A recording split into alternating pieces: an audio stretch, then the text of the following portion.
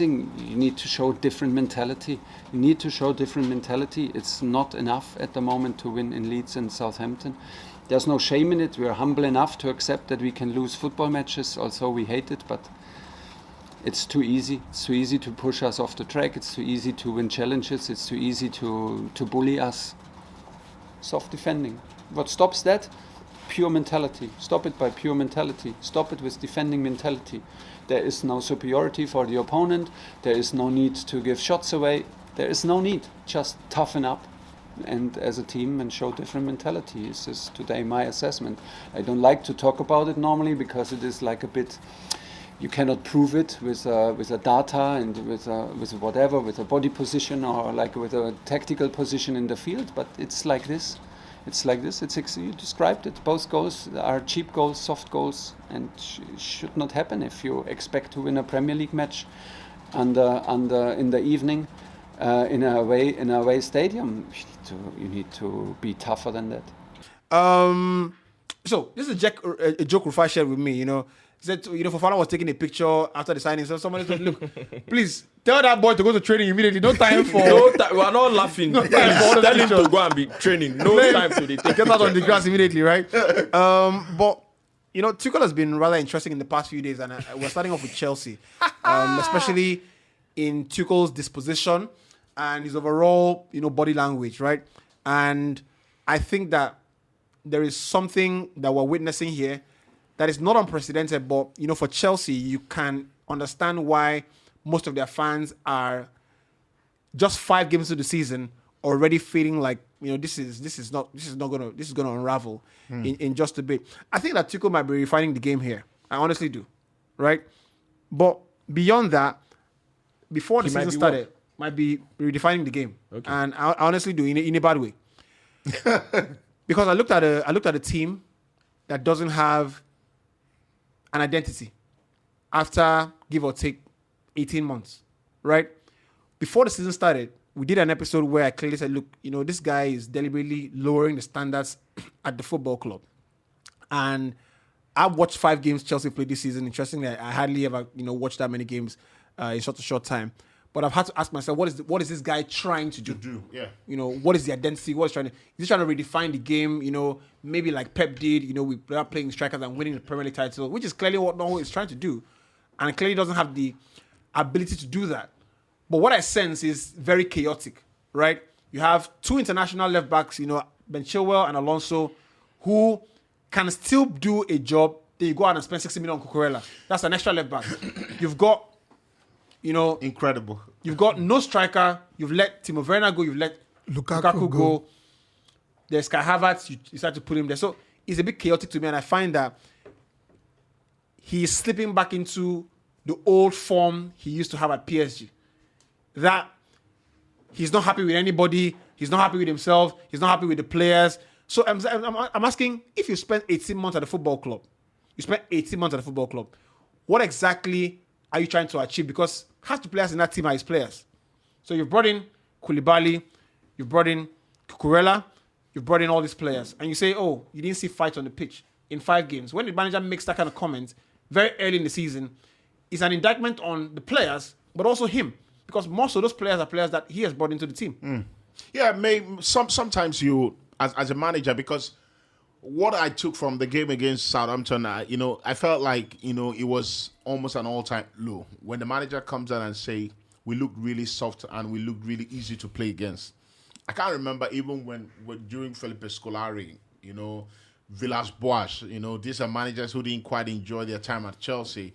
I can't remember a manager, feeling that helpless. And also when you consider the fact that Chelsea have spent quite a lot of money this transfer window, I just feel like clearly the only person who knows what he wants to do this season or with Chelsea is Thomas Tuchel, because we can't see it. When you've gone and bought Cucurella, Rufai has been giving me massive stick every time Chelsea play because of Cucurella. And you've got Ben Chilwell at the club. You haven't got a centre forward, and you keep playing Kai Havertz, and then you've got young Armando Broja in the team. You're not giving him a chance. Sterling is a good player. He will give you goals. If he pops up in goal-scoring positions, he will always give you a goal. But in terms of an identity, the structure of the team, I can't find what he's trying to do. And the only luck he has is that there's a new management at the helm. I think he would have been fired. I think he probably would have been fired. And I really like Tuchel. I have to say, No, I like him. I have to say that I like Tuchel. You know, I like his overall outward disposition. I like his idea. He's he enjoys what he's doing. And you know, when people try to say, "Oh, football is more than what it is," he says, "No, it's just a nice game." Where's his heart on his sleeve? Yeah, we're privileged to be here. I like what I see. Right. However, you know, sometimes you have to step back from the personality and analyze the job he is doing. And I've got to say that, you know, this fact that he's unhappy with Chelsea or he's unhappy with the players is an atmosphere that he himself set at the club a couple months back when he went out and said, look, we're not trying to compete with City or Liverpool. When you make comments like that in the media and the players realize that, okay, the manager has by himself lowered the bar a little bit. Exactly. So we're not going to be, subconsciously, we might say we're professionals, but we're not going to be as aggressive when we need to be. We're not going to go into games thinking that is the bar that we're fighting against, and that is where we need to play at. So the players at the moment don't go into any game thinking we're title challengers. Yeah, because the manager had already lowered the bar. So if the manager now turns around and says, I'm not happy that we're too easy to beat, we're too easy to get bullied, you know, we're too ruffled, that is something that I find that he is maybe not understanding what he did a couple months ago. And I said it as well at the time. This idea that what's happening at Chelsea can be passed on to the change of ownership is absolute BS. Because people have easily said, oh, you know, Roman has left the club, so they had to make a bit of structural change. No. The manager was not affected. The players were not affected. The players were in a way. And their salaries the players were in a way. No, the players because Rudiger left because of this situation. No, not really. No, obviously left because he wanted to go to Real Madrid. Months before. I've always maintained that the players were not affected unless they chose to be affected. And in my understanding, the players wanted, and the manager, if they got affected, wanted to use that as an excuse. Yeah, I think it's even, for me, I think it's very basic.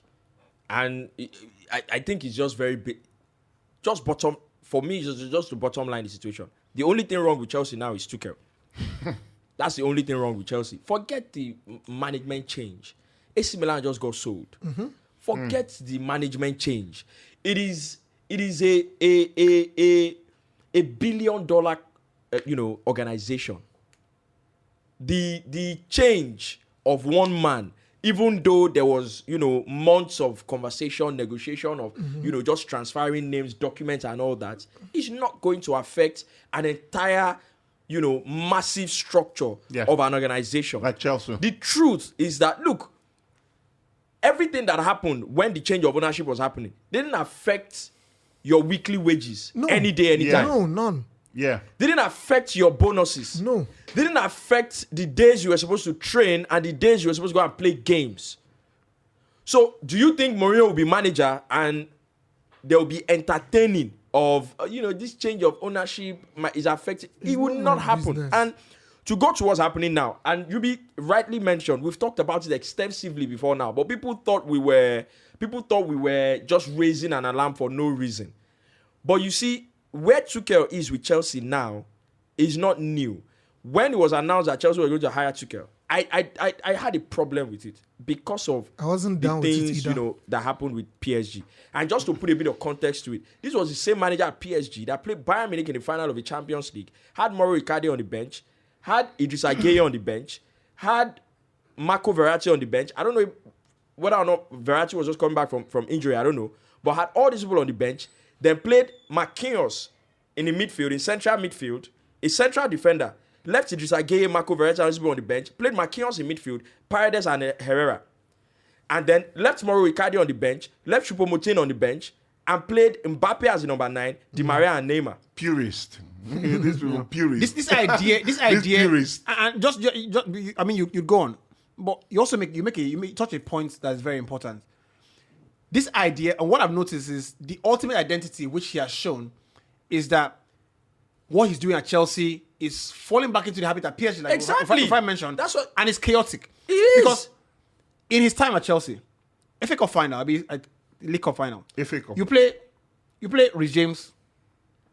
Rhys James and Aspilicueta are both available, but you chose to play Rhys James at centre back and play Aspilicueta at right wing back, when you clearly know that you're going to get 5/10 from Aspi in that position and get 5/10 from Regis in that position. And guess what? To back that up, Reece cost the penalty.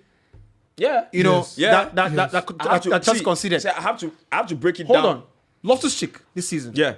There's no reason Loftus-Cheek be should not be playing a right right wing back. Right wing back. There's no reason whatsoever.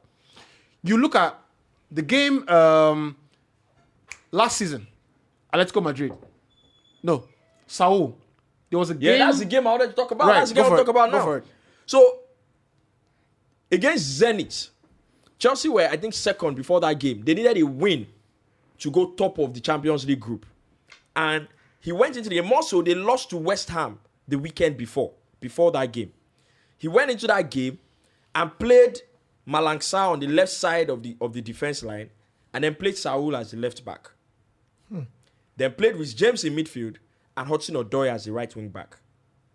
So the same thing, and if you link that to what's happening this season, you have what's the word? You have round pegs in square holes or square pegs in round holes all over the pitch. So the team is criminally imbalanced.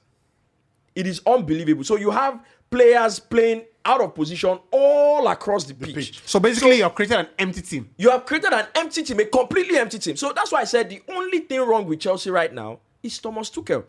Because this way he thinks he wants to play has no regard whatsoever to specialists and genius players. So Has he lost the trust of his players? no, that's what I'm going. You see, that's what's going to happen eventually. Because, for example, a Kai Havertz that in 17 games has 2 goals and 1 assist, and you keep playing him, he's going to come to a point where if Ziyech doesn't leave, he's going to stand in your face one day and tell you don't know what you're doing.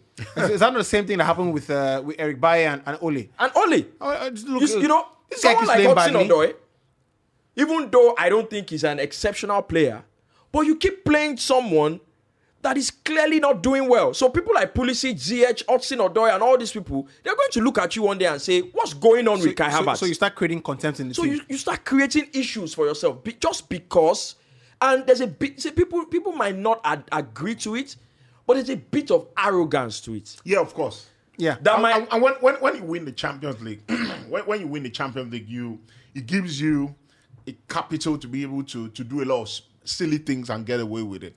That's why I said that the luck he has is that the Russian guy is not there anymore, because he would have been out of his job. He would have been out of the job at the end of the season. And not No, just December-ish. He's gone. He's off. And not just arrogance.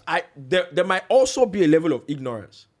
But the problem is that the level of ignorance, the arrogance makes it seem like you cannot even identify if that ignorance is there. Because when you look at the fact that in the Premier League, Man City are probably the team that people credit the most with the idea of, Pep sometimes might decide not to play with a number 9. He plays with a false 9. But it's come full circle. But look at what he's doing now. So Tuchel is in a position where he has no regard for what is obtainable in the league where he's operating. He has no regard for the preferred position and where the players that he has are able to operate to give the most. Has no regard whatsoever for it. And in his head, it's about we go in there, we work hard, and you don't have the monopoly of working hard anymore in today's football. As a matter of fact, a lot of teams are setting up to run more than their opposition. That's the baseline now. That's the basic Everybody requirement wants to run and work harder than their opposition. Well, except you're Real Madrid. You know- control the way you run. Exactly. And so, whether you like it or not, if you are Real Madrid and you come to the Premier League, you are going to realize a season or two that you also need to come to a place where you have to run a lot. Yeah. So I didn't want to make this conversation about strikers. I'll bring you in Swimpy shortly, because that is the popular argument. It's valid, but it can be a bit bandwagonish and a bit cliche. But what you're basically seeing is a dysfunctional unit, not by a manager who's just taken over, but by a manager who's been allowed to spend money and bring in the kind of players. And what I also find is, and this you have to be careful with, how the media are reporting and covering this Chelsea situation, is that Todd Bowley is the one, maybe causing Setting a up bit these of transfers. confusion. It's not Bowley. Because It's not. I can tell, it's like the Glazers, for example. One thing that's evident about United is that it's not about money. The owner has been made to look stupid, of course. But that's not Boli's fault. Because what Boli has done is come in and, of course, was wanted to be hands-on. But there is no way he hasn't told Tuchel, if this is what you want, then this is what you get. No, it was actually reported when the move happened, when the handover, whatever happened, takeover happened. It was reported that now the new owners are going to give Tuchel a lot of freedom to do what he wants. So make no mistake about it. Everybody These who's been brought in transfers are players that Tuchel, wanted to bring in. And not many managers have that kind of leverage. Yeah. Because you have a transfer committee sitting over you, vetoing some of the things you want. So Scott Parker, for instance. yeah, it's quite incredible. You want to finish? Yeah, so it's quite incredible that you are in a position as a manager where you have the leverage to bring in players, anyhow you want them. And you look at the fact that City lost Gabriel Jesus, they brought in Haaland and Alvarez. Make no mistake about it, the Alvarez boy is a killer. Yeah. Yeah, he is. Look, you are very much on point because it is the next conversation we're going to have. But they brought him, they went and looked for a player that's a killer, but that's also very comfortable with being an understudy to someone like Haaland in a club like City. Yeah. But you started the body language of, we can compete with this squad, I don't need a striker. Yeah. Until you gone into the season and everything is going to, it's becoming a mess. Looking for Now you are Aubameyang. scrambling. Aubameyang. So let's move on to City and Haaland. I just want to clear this up now. I'm going to ask everybody: is Pep improving Haaland? Because I want it Okay, to. so- It's important to have that conversation now before the madness that Haaland is about to unleash on the rest of us. Because what's going to happen is in the next couple of months, Haaland you'll has more find goals people- than Chelsea. by the way, so yes. let me say this. It's a I don't madness. think it has to do with Pep or whatever. I think it has to do with the quality of the player. Now, Haaland is a special kind of breed. From day one when I saw him at RB Salzburg, I was like, this kid, in the Champions League, I was like, this kid, give him a better team where there are people constantly feeding him balls, he would do a lot of damage. and I hope people also realize that. So I don't think anybody is doing whatever to say, oh, this boy. I was actually being sarcastic when I. They are. when- No, I'm not I saying. think I'm his not saying. general game I'm not is getting saying. better. No, I'm not. If I No, but honestly, if I pour you the in the content same of my way- cup, I don't think there's I'm not giving anything credit new. to Pep. Guys, I was trying to be sarcastic. I didn't even take it seriously. serious. I didn't think anybody would answer yes Yeah, or even try let's to move on. analyze it. The point I'm trying to make is that it is clear that you cannot teach that boy what he's doing. What are you And doing? this You can't teach him goal scoring. this is also clear. No, you can't teach him goal scoring. All the you can people- teach him to be a better footballer. And that's Bro, what he's done. Beck, Cesar, In the 9 goals he has sit this one scored. out. In the Did 9 you goals. watch him at Dortmund? Swimpy. No, he wasn't a good Swimpy. not a great footballer. No. No. If there's anybody who would say But he about played watching less matches, games, he's though. not in it. He actually watches a lot of football. He watches more football than all of us on this table combined. But I'm saying no. Never but I'm in your saying- life asking that question. No, wait. Just saying. Wait. But I'm saying he played lesser games. He played lesser games and he scored more goals Right. Let's right. have games where. at Dortmund when he got injured last season. That's what I'm saying. Swimpy is fine. And he scored more goals. It's fine. So I don't think you yes. want to say nothing you want to say about the guy. It's fine. Right? Say they improve. No, our- because we're joking. He's You ugly. don't think I'm vexed. You don't think I'm vexed. That's a joke. I just thing. small thing you don't think I'm vexed. But you know what Rufai said is also important. And people should give credit where to people where credit is due. And I always say that, Pep, one of his most special compliments I give Pep is making luxury players, Yeah. run a lot. I said it time and time again. When you see Bernardo Silva doing what he does, Bernardo Silva comes out in a game, you see statistics, you see tackles inside, you see balls won, and you wonder, you know what? This is a guy that knows that the bottom line for quality to come out is to work hard. Then I now rely on your talent to get the game over the line, which is what Haaland's going to bring. But what I mentioned is also important. People speak about Haaland and almost forget the kid, Alvarez. Yeah. Now watch the guy. The goal he scored against Chelsea in the was it Liverpool? Liverpool, yeah. In the cup, and you can be tempted to think that is a fluke. But look at the goals he scored, yesterday as well. Assassin. That's it. That's an assassin. I called him a killer. Yeah. I remember Assassin. he actually plays like Falcao. Yeah. Assassin. Plays like Falcao, and that is something that you cannot teach. And going back to last season, people spoke about Ronaldo and how he will not fit City's style of play. But I can tell you that all the goals Haaland has scored, he's had to do less than what he was doing at Dortmund. So you see true. even City. Yeah. So you see even City, and just to cut you see City now. You see that thing? It's like, this guy can't fit Pep's style of play. Because Pep wants to press.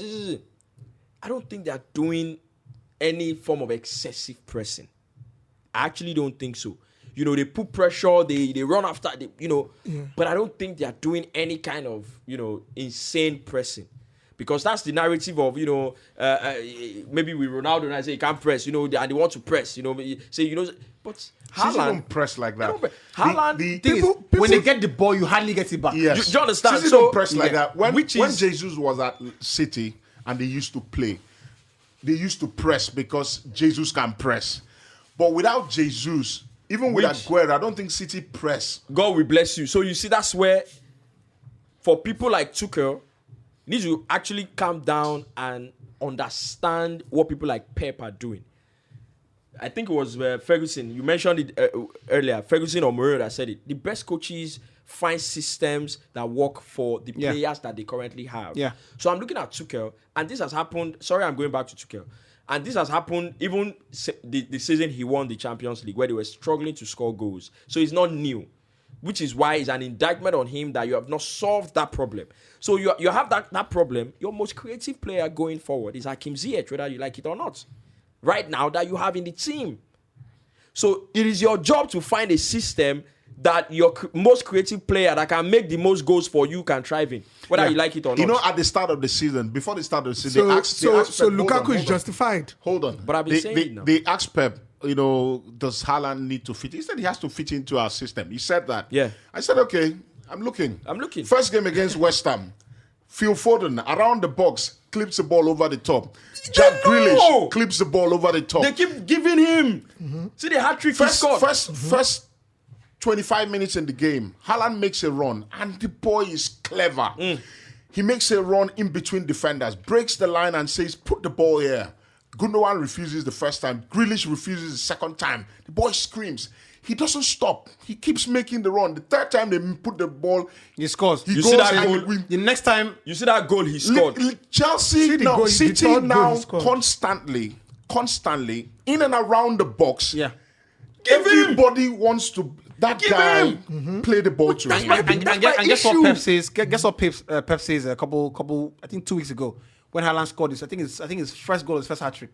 He said, Pep, how was great performance by Haaland, and Pep says, I'd like to take credit for that. I like to say it's my great tactics. Yeah. But that's actually just Can you remember? that's just down to the kid. There was right? a goal he scored. And you were gonna say, makes the first run, you don't give it to him. Makes second run, you don't give it to him. He makes third run, you give it to him. He scores. The next time I ask you to put the ball there, put the ball there. there. The goal else he we're gonna have a scored, problem. that first hat trick he scored. That was last weekend, right? Yeah, last the one he weekend. What scored. game was that? The There was a third goal goal. he scored where The third goal, he played ran in the middle. where the Yeah. defender was I coming posted it. this way. He- They put the ball. They bullied put the them. ball. This dominant foot. Foot left. The defender where they come for here knows you are done. You He know. bullied- I he saw bullied them. that in the Community Shield, and Robertson is relentless. They put the ball over the top. He brings it down, and Robertson, he looks over his shoulder. He sees Robertson. Robertson comes, pulls You him see, out of the way. That's why it is heartbreaking for me. The thing they pay If you play basketball, and I played basketball a lot when I was in a secondary school, or if you're listening from the US, I think that's what they call high school, right? So you play with these players that are very dominant. Yeah. And if you're a small guy, they come to you and you mark them and say, you know what, give me the ball regardless. Yeah. I can feel the size of this guy. I can tell that this guy is not going to be able to hold me if I turn. No way. Right? There's no way. No way. So it's the same thing in football. City are playing. It's the same thing. City are playing to the strength of Haaland. Yeah. Of Haaland. And That's it. He looks at him and he's demanding. How many headed As a goals has he centre scored? forward, Yeah. As a centre forward, he's really demanding because he's not going to go away. So if he goes the first time you don't give him, he keeps going. And then the players are adapting because City like to play these triangles, in and around the box. Just creates numerical advantages on the wings. They like to do it. But with Haaland, they're not doing it. So you see, because they now see him as a people- focal so you point. see, and it's surprising in a way that the Chelsea team, even with Tuchel, and they're being very naive Because it was the same thing. We talked about it then. It was the same thing. In similar situation with Lukaku. Give him the ball. Simple. Yeah. We're trying to set up one of our listeners here on the Zoom platform. Hopefully, we can get that sorted out. All right, guys. I'm a man that needs no introduction on this show. It remains the Inside Podcast. When it comes to talking sport, when it comes to talking football all around the world, you get the best information from this particular podcast. You can always join us online, on YouTube, on IG, anywhere online. You can always join. Even on Clubhouse, we're there for you to dish you the best information when it comes to sport all around the world. Stay tuned always.